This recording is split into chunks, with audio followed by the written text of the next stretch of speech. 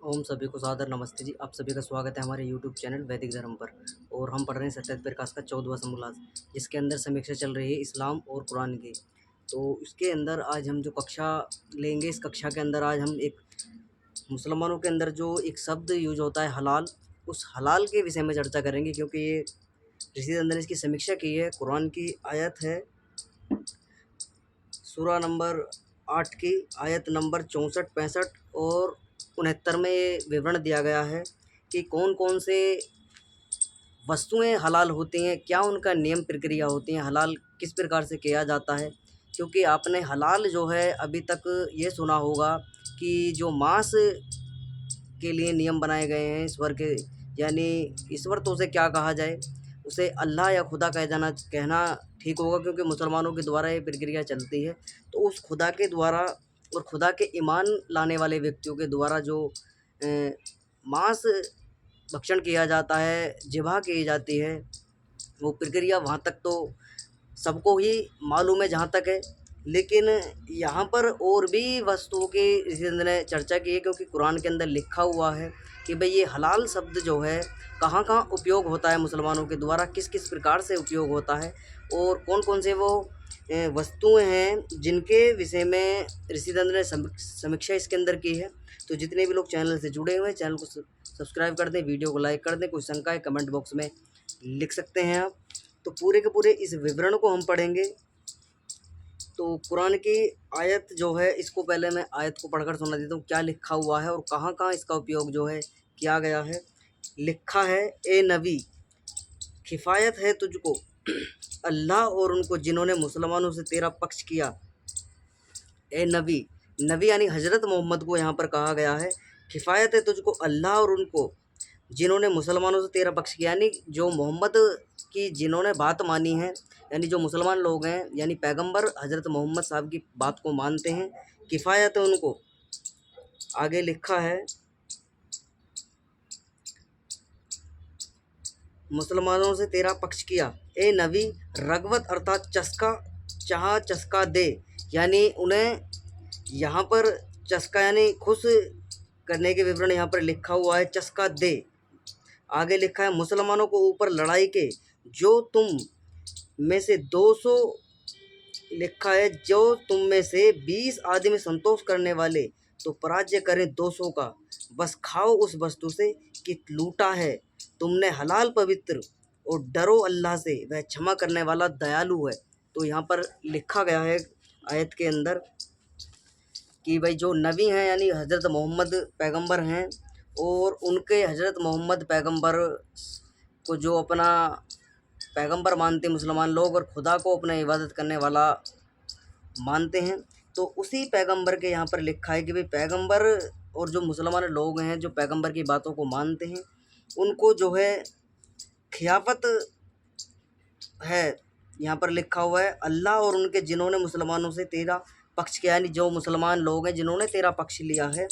ए नबी, रगबत अर्थात चाह, चस्का दे मुसलमानों को ऊपर लड़ाई के जो हो तुम में से, यानी लड़ाई में चस्का दो, उन्हें बरकत होनी चाहिए, शत्रुओं के पराजय करें, काफिरों को मारें, और पूरी की पूरी बात को जो है मोहम्मद की बात को अमल में लाएं, मोहम्मद की बातों से बिल्कुल पीछे ना हटें।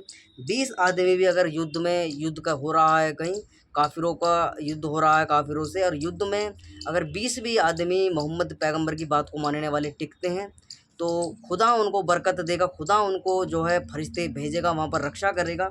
और लिखा है 20 आदमी भी अगर संतोष कर कर वहाँ पर लड़ते रहे तो वो पराजय करेंगे 200 आदमियों की। तो ऐसा कौन कह रहा है? कुरान की आयत कह रही है। मोहम्मद पैगंबर को ये आदेश अल्लाह के द्वारा दिया जा रहा है। तो लिखा है कि ये 20 आदमी पराजय करेंगे 200 की, बस खाओ उस वस्तु से। अब यहाँ पर वस्तु का विवरण आया है, खाओ उस वस्तु से कि लूटा है, जो लूटी गई है तुमने हलाल, हलाल तुम्हारे लिए पवित्र है, यानी जो लूटी गई है, चाहे उसमें जानवर हों, ये सोना चांदी जो भी हो सकता है, लूट में सब सम्मिलित होता है। जब लूट की जाती है मुसलमानों के द्वारा, तो उस लूट में जो भी मोहम्मद साहब के द्वारा पैगंबर जो मोहम्मद साहब थे उनकी सेना ने जो भी लूट पाट जो भी करी थी, उस लूट पाट में जो भी है पूरा का पूरा विवरण लिखा हुआ है, लूटो। और लूट में तुमने हलाल पवित्र है तुम्हारे लिए, यानी कि चाहे वो मांस हो, कोई वस्तु ग्रहण करने की, कपड़े हो, लत्ता हो, खाने पीने की, मतलब जो भी वस्तुएं उपयोग में आने वाली है वो वैध है तुम्हारे लिए, यानी उसको अनुमति दी गई है अल्लाह के द्वारा, वो पवित्र है। यानी कि पवित्र कब तक नहीं है? जब तक उसमें अल्लाह का नाम न लिया गया हो, कलमा ना पढ़ा गया हो, कुरान की आयतें नहीं पढ़ी गई हों जिनमें अल्लाह अनुमति देता है कि हलाल क्या है, झटका क्या है, किस प्रकार से उपयोग करना है।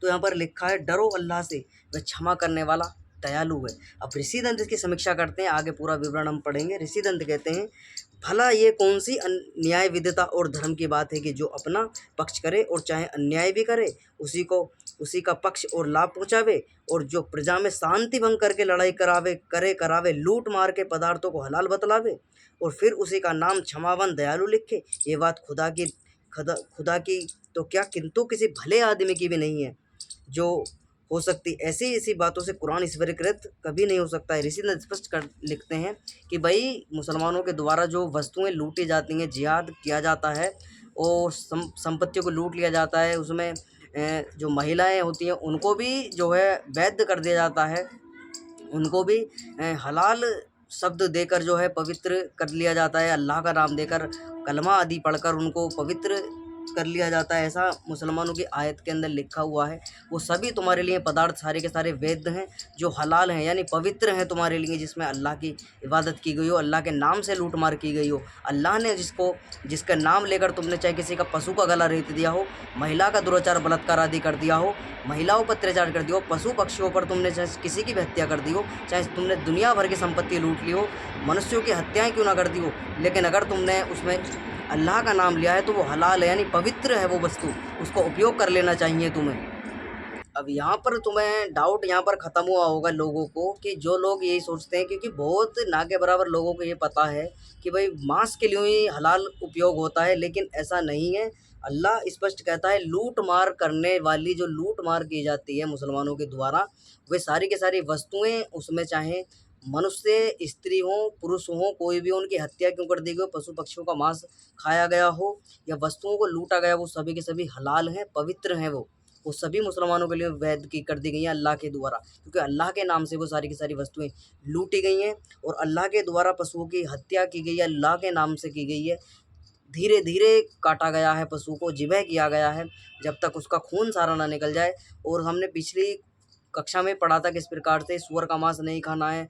किसी पशु को जो है किसी जानवर ने काट लिया है, चोटिल कर दिया है, या हिंसक है, या कुछ रोग है, उस पशु का मांस हमको नहीं खाना है। यानी मुसलमानों को मांस का भक्षण जो है यहाँ पर स्पष्ट ही मना की गई है। वेदों के अंदर मांस भक्षण का कोई भी समर्थन नहीं है, स्पष्ट खंडन किया गया है। ऋषिदंत ने भी उसको खंडन किया है, लेकिन मुसलमानों की पूरी मुसलमानों की प्रवृत्ति यही है कि बस 1-8% को छोड़ दिया जाए तो, लेकिन खाते सभी हैं, सभी के सभी हलाल का ही खाते हैं, झटके का कोई नहीं खाता। स्पष्ट कहते हैं कि भाई उसमें खून है, खून तुमको लहू हराम बताया गया है, यानी खून तुम नहीं पी सकते। यानी पशु को जब तक धीरे धीरे काटो, धीरे धीरे उसके गले को रेतो, और जब तक उसमें से पशु में से सारा का सारा ब्लड यानी खून ना निकल जाए, तब तक वो बेलेड नहीं है, तब तक वो वैध नहीं है। ऐसा हलाल उसको कहा जाता है। और ऐसा ही प्रोडक्ट जो अभी उत्तर प्रदेश के अंदर जो है माननीय योगी आदित्यनाथ जो मुख्यमंत्री हैं, उन्होंने रोक भी लगाई थी इस पर,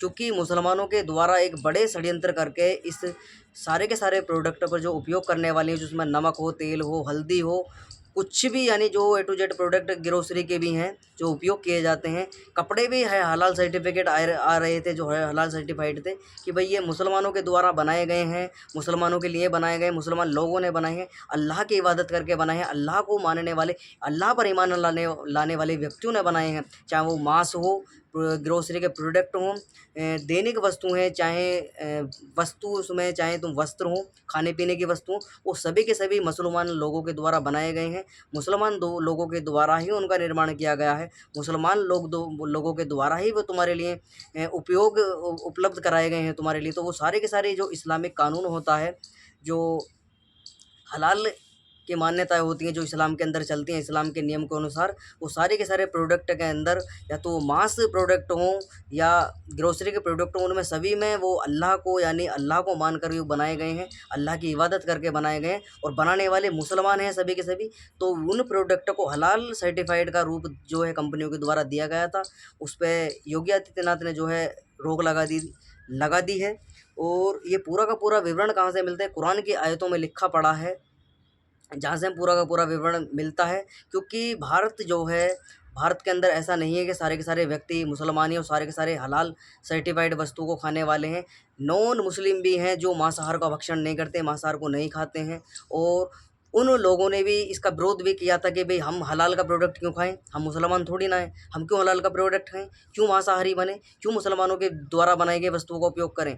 तो वहाँ पर विरोध भी आपस में देखने को मिला। तो वहाँ पर जो सरकार, क्योंकि नियम जो बनाए जाते हैं वो गवर्नमेंट के द्वारा बनाए जाते हैं, निजी कंपनियों के द्वारा नियम नहीं बनते किसी भी राष्ट्र के अंदर, किसी भी राज्य के अंदर।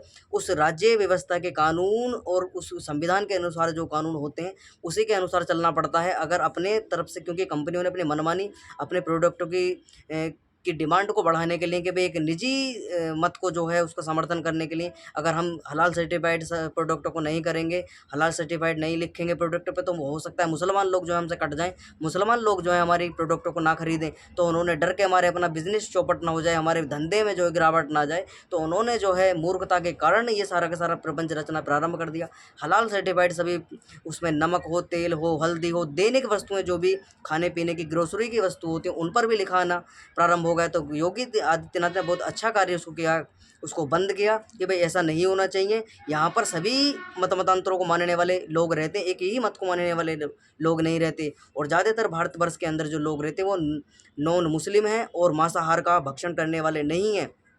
कुछ मतों को छोड़ दिया जाए जो मांस भक्षण करते हैं, लेकिन थोड़ा थोड़ा सभी में मांस भक्षण है, लेकिन ऐसा नहीं है कि पूरा का पूरा मांस भक्षण जो है नॉन मुस्लिमों को छोड़कर सभी करते हैं। तो ऐसा ईसाई और मुसलमानों को छोड़ दिया जावे।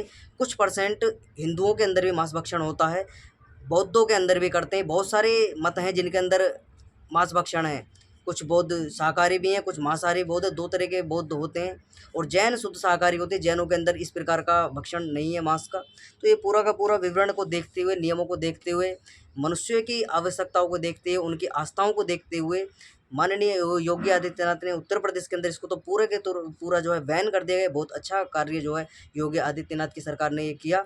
होना चाहिए क्योंकि यहाँ पर सभी व्यक्ति रहते हैं और ऐसा होगा तो ये इस्लामिक राष्ट्र नहीं है जहाँ पर पूरा का पूरा सर्टिफाइड वस्तुओं को बेचा जाए, मांस जो है हलाल का बेचा जाए, उनको खिलाया जाए।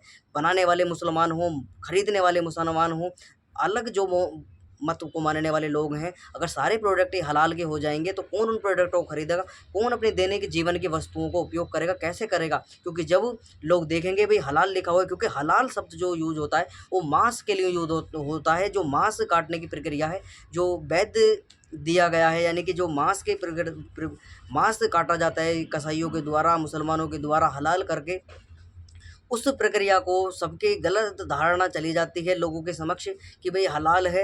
ये दो तरीके से हलाल चलता है, एक तो मुसलमान व्यक्ति बनाने वाले हों, मुसलमानी मत को मानने वाले हों, खुदा पर पैगाम जो है ईमान लाकर बनाए गए हों, इस तरीके से। और मांस आदि भी मिलाया जाता है वस्तु के अंदर। इस प्रकार से जो है लोगों की आस्था कहीं ना कहीं ठेस इससे पहुंच रही थी। तो योगी आदित्यनाथ ने बहुत अच्छा कार्य इसका किया।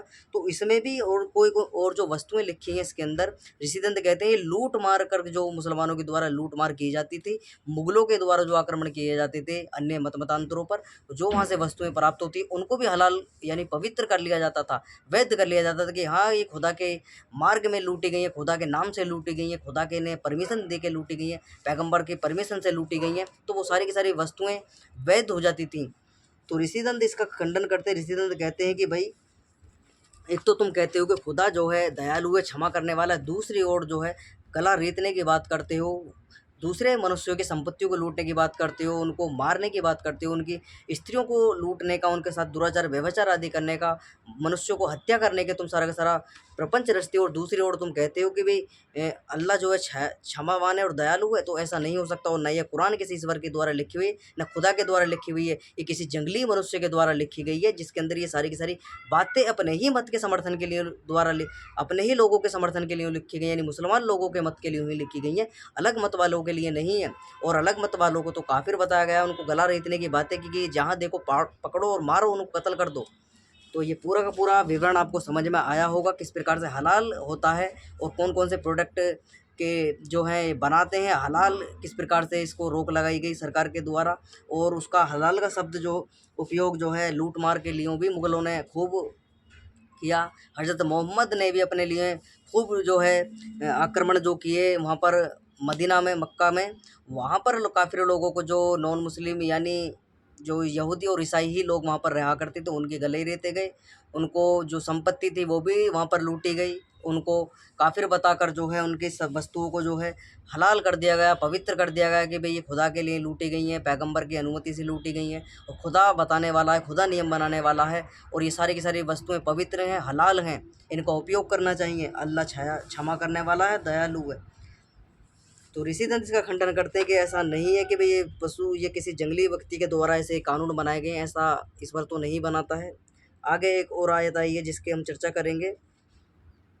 इसमें लिखा है सूरा नंबर 9 की आयत नंबर 22, 23 और 27 में लिखा है, सदा रहेंगे बीच उस अल्लाह के, समीप है उसके पुण्य बड़ा।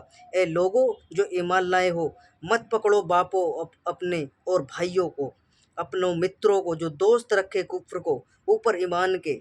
फिर यहाँ पर लिखा गया है सदा रहे बीच उस अल्लाह के, यानी तुम्हें सदा बीच में यानी उस अल्लाह के समर्थन में रहना है, उस अल्लाह के समीप रहना है। उसके पुण्य बड़े हैं, यानी उस अल्लाह के पुण्य बड़े हैं, उस व्यक्ति के बहुत बड़े पुण्य हैं जो अल्लाह के समर्थन में रहता है, अल्लाह के ईमान लाता है। आगे लिखा, ए लोगो जो ईमान लाए हो मत पकड़ो बापो, यानी तुम जो ईमान लाए हो अल्लाह पर, खुदा पर, पैगंबर पर, कुरान पर, मत पकड़ो अपने बाप को, मत पकड़ो अपने भाइयों को, मत पकड़ो अपनी माँ को, मत पकड़ो अपने मित्रों को, दोस्त रखे कुफ्र को ऊपर ईमान के, यानी जो ईमान लाने वाले हैं अपने माँ बाप, भाई बहन आदि, इनको तुम मत पकड़ो, मत इनका कत्ल करो, इनसे तुम्हें कोई भी द्वेष व्यवहार जो है द्वेष से ईर्षा नहीं रखनी है। ये कुछ भी गलत करें चाहे सही करें, इनको ऊपर तुम्हें कुछ भी करना नहीं है।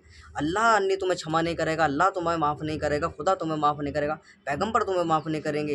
तो ऐसा यहाँ पर अपने लोगों को तो छोड़ दिया जावे और मित्रों को, जो तुम्हारे मित्र हैं, मुसलमान लोग मित्र, खासकर काफिर लोग नहीं, यानी मुसलमानों के अंदर जो आपस में मित्रता भाईचारा उनको होता है मुसलमान का मुसलमान से, उनको उनको बख्शो, उनको मत पकड़ो, उनको मत मारो, उनको किसी प्रकार का दुराचार व्यभिचार अत्याचार मत ना करो। आगे लिखा है, ऊपर ईमान लाओ अल्लाह के, फिर उतारी अल्लाह ने तसल्ली ऊपर रसूल अपने के और ऊपर मुसलमानों के, और उतारे लश्कर नहीं नहीं देखा तुमने उनको और अजब किया उन लोगों को, और यही सजा है काफिरों को, फिर आवेगा अल्लाह पीछे उसके ऊपर, लड़ाई करो उन लोगों से जो ईमान नहीं लाते।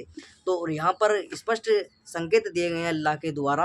अल्लाह कह रहा है यानी खुदा कह रहा है, उतारी जाएगी लश्कर यानी फौज पूरी उतारी जाएगी युद्ध के लिए, काफिरों का कत्ल करने के लिए, और रसूल रसूल अपने के ऊपर, मुसलमानों यानी अपने मुसलमान लोगों के द्वारा, अल्लाह के द्वारा फौज उतारी जाएगी मुसलमान लोगों के काफिरों के ऊपर, उनका कत्ल करने के लिए, उनको दुराचार व्यभिचार, उनके संपत्तियों को लूटने के लिए, उनको हलाल करने के लिए, उनको पवित्र करने के लिए, सबको अल्लाह के लिए कुर्बान कर दिया जाएगा। और अल्लाह पीछे से आवेगा, पीछे से जो है अल्लाह पीछे से के ऊपर, और लड़ाई करो उन लोगों से जो ईमान नहीं लाते। लड़ाई करनी है तुम्हें उनसे जो अल्लाह पर ईमान नहीं लाते, कुरान पर ईमान नहीं लाते, पैगंबर पर ईमान नहीं लाते। उन काफिरों को कत्ल कर दो, मार डालो उनको, उनको अल्लाह पीछे से आवेगा, अल्लाह पीछे से आवेगा। और सभी तुम्हें अपना मारना किसी नहीं है, मुसलमानों को मुसलमान को नहीं मारना है, माता पिता अपने भाई बहन रिश्तेदार आदियों को नहीं मारना है, काफिरों को ही मारना है बस। जो मुसलमान है उसका तो कत्ल ही नहीं करना, आपस में तुम्हें कोई लड़ाई झगड़ा नहीं करना। जो अदर हैं तुम जो चाहो जहाँ देखो कत्ल करो, मारो पीटो, उनको लूट लो संपत्तियों को, उनकी औरतों को लूट लो, उनकी महिलाओं को लूट लो, दुराचार व्यभिचार बालिकाओं के साथ में कर दो, जो तुम्हें करना है कर लो। अल्लाह का नाम लेकर करो, कलमा पढ़कर करो, कुरान की आयतें पढ़कर करो, मोहम्मद का नाम लेकर करो, पैगंबर का नाम लेकर करो, सब कार्य तुम्हारे लिए वैध हैं। और अल्लाह पीछे से आने वाला है, पीछे से आगे तुम्हारा समर्थन करने वाला है। अल्लाह तुमको बरकत देने वाला है, ऐसा लिखा है। तो जिनको डाउट है वो जाकर जो है आयत संख्या कुरान की सूरा नंबर 9 आयत संख्या 22, 23, 26 और 27 में जाकर पढ़ सकते हैं, क्योंकि ऋषिचंद ने अपने पास से नहीं लिखी हैं। कुरान की आयतें जो कुरान की समीक्षा ऋषिदंत ने अपने आज से 150 वर्ष पूर्व की थी, जब शास्त्रार्थ मौलाना मौलवियों से हुए थे, पराजय उनकी हुई थी, उन्होंने ये सारा का सारा विवरण हिंदी कोर्ट जो है ऋषिदंत ने वहाँ पर करवाया था कि लिखो अपनी कमियाँ जो तुम्हारे कुरान के अंदर भरी पड़ी हैं, क्या क्या गलतियाँ इसके अंदर भरी पड़ी हैं, किस प्रकार से तुम लोगों को जो है हत्या करने की जो है परमिशन तुम्हारा कुरान और तुम्हारा खुदा देता है, तुम जो है दुराचार व्यभिचार आदि करती हो। इस फरमानी किताब को लेकर, इस आसमानी किताब का जो सहारा लेकर तुम अनेकों प्रकार के षड्यंत्र रचते हो, लोगों को मारते हो, पीटते हो, उनका मतांतरण करते हो, उनकी हत्याएं कर देते हो, उनकी संपत्तियों को लूट लेते हो, महिलाओं के साथ में दुराचार व्यभिचार आदि करते हो। ये तमाम तरह के पाप के प्रवृत्ति जो में लिप्त हैं, उस कुरान की समीक्षा करो यहाँ हिंदी में बताओ इसे, यहाँ पर तुम्हारे अंदर क्या सा ये गंदगी भरी पड़ी है। अब ऋषिदंत इसकी समीक्षा करते, ऋषिदंत कहते हैं भला जो बहिश्तों में बहिश्त वालों के, यानी अल्लाह जो है ऐसे ईमान लाने वालों को तो बहिश्त में भेजेगा जो काफिरों का कत्ल करेंगे और अपने माँ बाप आदि भाई बहन रिश्तेदार आदि को छोड़ देंगे, उनका कत्ल नहीं करेंगे, मुसलमान को नहीं मारेगा। तो वैसे लोग जो हैं खुदा को ईमान लाने वाले हैं, वो बहिश्त में जाएंगे। यानी ऋषिदंत लिखते हैं भला जो बहिश्त के समीप अल्लाह रहता है तो सर्वव्यापक क्यों कर हो सकता है। यानी ऋषिदंत कहते हैं कि जब बहिश्त वालों के समीप, जो बहिश्त में रहते हैं लोग, उनके समीप अल्लाह रहता है तो वो अल्लाह जो है सर्वव्यापक क्यों कर हो सकता है। जो सर्वव्यापक नहीं तो सृष्टिकर्ता और न्यायाधीश नहीं हो सकता। और अपने माँ बाप, भाई और मित्र को छुड़वाना केवल अन्याय की बात है। हाँ, जो बुरे उपदेश करें ना मानना, परंतु उनकी सेवा सदा करनी चाहिए। जो परंतु बुरा उपदेश करे ना माने, परंतु उनकी सेवा सदा करनी चाहिए। जो पहले खुदा मुसलमानों पर बड़ा संतोषी था और उनके सहाय के लिए लश्कर उतारता था, सच हो तो अब ऐसा क्यों नहीं करता। और जो प्रथम काफिरों को दंड देता है और पुनः उसके ऊपर आता था, तो अब कहाँ गया।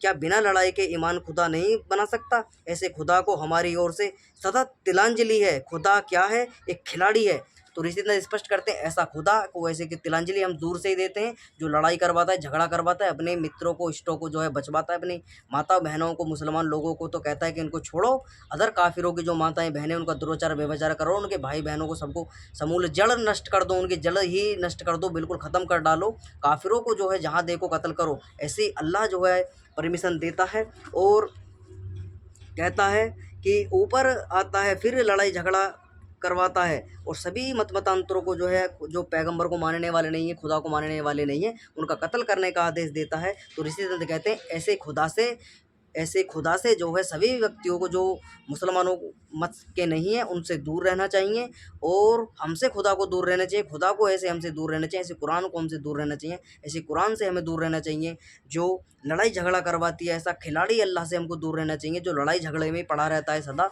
और लड़ाई झगड़ा करवाता है, दूसरे व्यक्तियों को गला रेतने की बात करता है, दूसरे व्यक्तियों का गला रितवाता है। ऐसे खुदा से हमको तिलांजलि है। ऐसे खुदा को हम दूर से ही नमस्ते करते हैं। ऐसा खुदा हमसे दूर रहे, ऐसे खुदा वाले हमसे दूर रहें।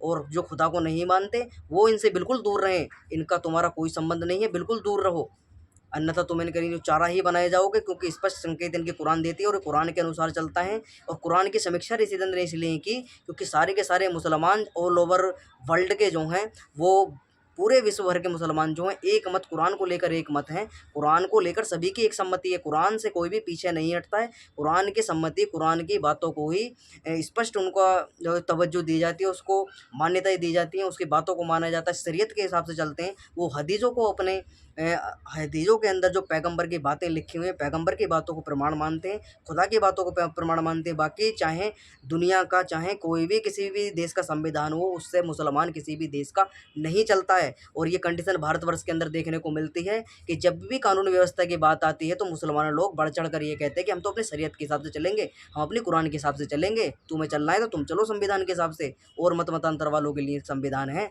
हमारे लिए तो हमारे नबी का पैगाम है, हमारे मोहम्मद का ही पैगाम है, हमारे कुरान ही हमारे लिए नियम है, हमारे कुरान ही हमारे लिए संविधान है, हमारे मोहम्मद की बातें ही हमारे लिए नियम है। मोहम्मद की बातों को ही मानेंगे, ईश्वर अल्लाह जो यानी खुदा है उसी की बात को मानेंगे, अदर किसी की बात को मानेंगे नहीं हम। हमारे लिए तो खुदा की बात ही सिर माते है। चाहे दुनिया का संविधान कोई से कुछ भी कहता हो, चाहे किसी के पक्ष में हो, विपक्ष में हो, चाहे सभी का अच्छा क्यों ना लिखा हो, उस संविधान को हम बिल्कुल नहीं मानेंगे। हम शरीयत के हिसाब से चलेंगे, हम हदीसों के हिसाब से चलेंगे, हम पैगंबरों के हिसाब से चलेंगे, हम कुरान के हिसाब से चलेंगे, हम अल्लाह के हिसाब से चलेंगे, खुदा के हिसाब से चलेंगे, अन्यथा किसी के हिसाब से हम चलने वाले नहीं हैं। स्पष्ट कहते हैं मुसलमान लोग, आंदोलन करते हैं, तमाम तरह के रोडों को जाम कर देते हैं, संपत्तियों को आग लगाते, संपत्तियों को नष्ट कर देते हैं। जैसे इन्होंने अपने घर से खरीद कर संपत्तियों को बनाया गया, सरकारी संपत्तियों का दोहन कर देते हैं। प्राइवेट संपत्ति जो है, लोग बागों ने अपनी गाढ़ी कमाई से जिसको बनाया जाता है, उनके द्वारा कितनी मेहनत पुरुषार्थ कर कर संपत्ति एकत्रित की जाती है, उनको लूट लिया जाता है, उनको पीटा जाता है, उनको हत्याएं कर दी जाती है, जिहाद किया जाता है, तमाम तरह की जो है गतिविधियाँ, उसको आतंकी गतिविधियाँ उसको कह सकते हैं। इस तरीके का दुराचार व्यभिचार किया जाता है शरीयत का नाम लेकर, खुदा के फरमानी किताब का नाम लेकर तुरंत तमाम तरह के व्यभिचार जो हैं मुसलमान लोगों के द्वारा किए जाते हैं। तो उन खुदा से, ऐसे मुसलमानों से ऋषिदंत बचने की स्पष्ट सलाह देते हैं कि बेस ऐसे खुदा से, ऐसे खुदा के मानने वालों से दूर रहो, ऐसे खुदा को दूर से नमस्ते करो, ऐसे लोगों को नमस्ते दूर से करो, अन्यथा तुम्हारे साथ में दुराचार व्यभिचार, तुम्हारा मतांतरण, गले पर तलवारें रेतीने का काम जो है उनके कुरान के स्पष्ट लिखा हुआ है, वो कभी उससे विमुख नहीं होने वाले। मुंह पर जो है सब कहते हैं कि ऐसा नहीं है, ऐसा नहीं है, पीछे वो सब अपना काम वही कर देते हैं जो उनके कुरान के अंदर लिखा हुआ है। तो इसी से कम कहना ज़्यादा समझने वाली बात है। ऋषि स्पष्ट कहते हैं इनसे बच के रहना चाहिए। ऐसे खुदा को दूर से ही तिलांजलि दे दो, दूर से नमस्ते करो, तू और तेरा खुदा और तुम्हारे मुसलमान हमसे सदा दूर रहें, हम ऐसे मुसलमान, ऐसे खुदा से हम दूर रहें। क्योंकि जिनकी मन मत एक नहीं है, जिनकी बातें एक नहीं है, जिनके नियम बिल्कुल अलग हैं, वो कभी भी उनका संबंध जो है कभी नहीं जुड़ सकते हैं, कभी भी वो एक बात को लेकर सम्मति नहीं हो सकती हैं। उनके नियम अलग हैं, उनके तरीके अलग हैं, तो वो अपने नियम से चलेंगे, अपने तरीके से चलेंगे। वो इस संविधान को इसीलिए नहीं मानते, वो स्पष्ट कहते हैं कि हमारी कुरान है, हमारी हदीसें हैं, बाकी हमारे लिए कोई मान्यता किसी की नहीं रखती। चाहे वो भारत की सरकार हो, चाहे किसी भी विदेशों में सरकार हो, उसको मानते ही नहीं है, स्पष्ट खंडन करते हैं। तरह तरह के फतवे जारी होते रहते हैं दिन रात। आगे और आयत आई है जिसमें लिखा है, आयत नंबर सूरा नंबर 9 की है, आयत नंबर 52 पर लिखा है, और हम बाट देखने वाले हैं, वास्ते तुम्हारे यह है कि पहुँचावे तुमको अल्लाह अजब अपने पास से, वह हमारे हाथों से।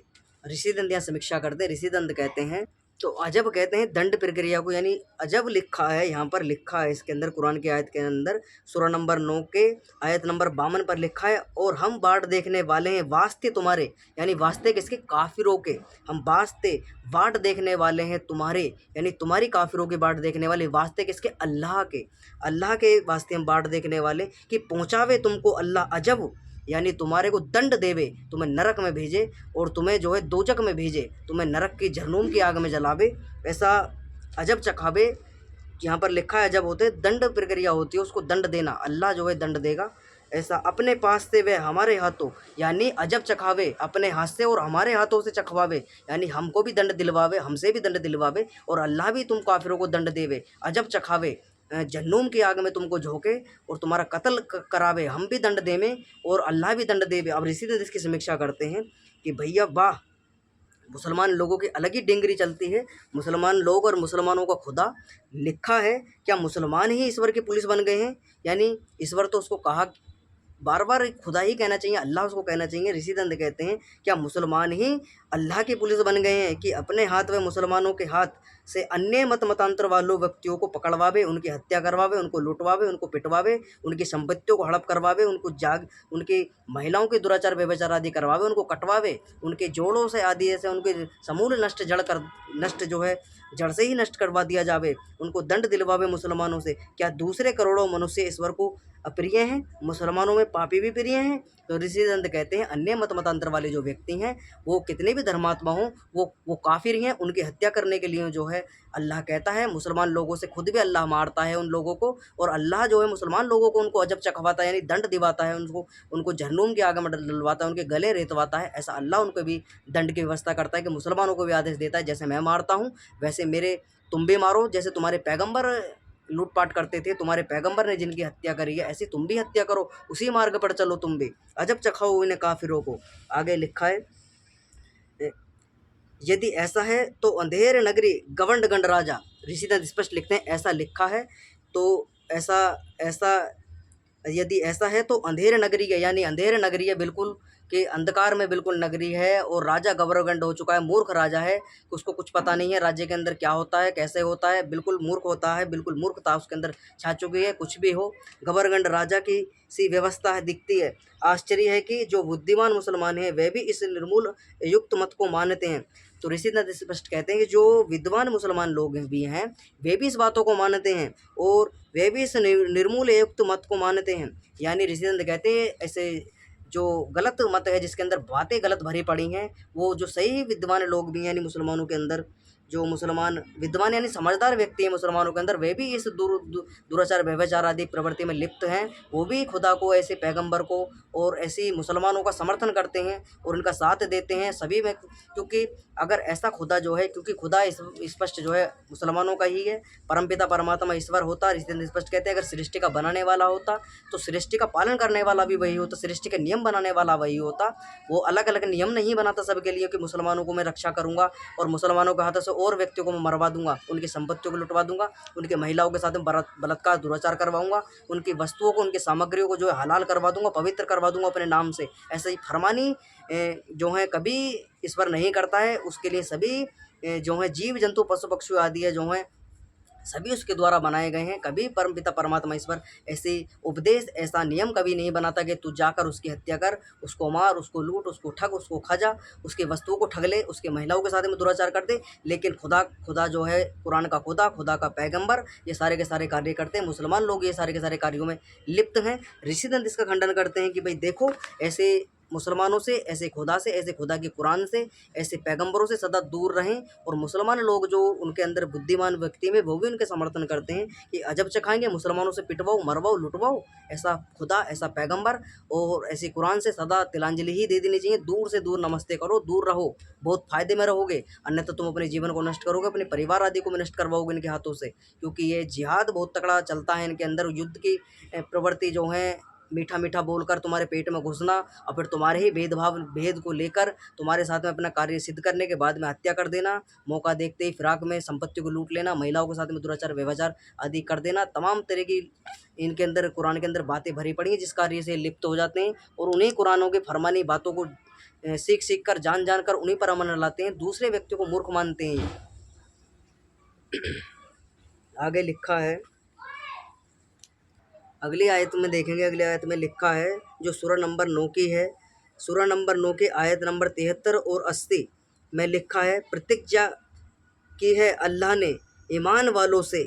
तो प्रतिज्ञा किससे की है? अल्लाह ने ईमान वालों से, यानी मुसलमानों से, जो खुदा को मानने वाले हैं, पैगंबर को मानने वाले हैं, उनसे, ईमान वालों से। तो अल्लाह ने प्रतिज्ञा की है उनसे, ईमान लाने वालों से और ईमान वालों से और ईमान वाली, यानी जो मुसलमान मत की महिलाएं हैं, उन ईमान वालियों से और ईमान वालों से। बहिश्तें चलती हैं नीचे उनके से नहरें सदैव रहने वाली, बीच उसके और घर पवित्र, बीच बहिश्तों अदन के। और प्रसन्नता अल्लाह की ओर बड़ी है और यह है कि वह मुराद पाना बड़ा। बस ठट्टा करते हैं उनसे, ठट्टा किया अल्लाह ने उनसे। अब यहाँ पर समझने वाली बात है, अल्लाह ने ठट्टा किया उनसे और जो वहाँ पर रहते हैं उनसे ठट्टा करता है अल्लाह। ऋषिदंत इसकी समीक्षा करते हैं। ऋषिदंत कहते हैं, वाह वाजिब खुदा की बातें देखो। ये खुदा के नाम से स्त्री पुरुषों को अपना मतलब के लिए लोभ देना, क्योंकि जो ऐसा प्रलोभन ना देते तो कोई मोहम्मद साहब के जाल में ना फंसता। ऐसे ही अन्य मत वाले भी क्या करते हैं। मनुष्य लोग तो आपस में ठट्टा किया ही करते हैं, परंतु खुदा को किसी से ठट्टा करना उचित नहीं।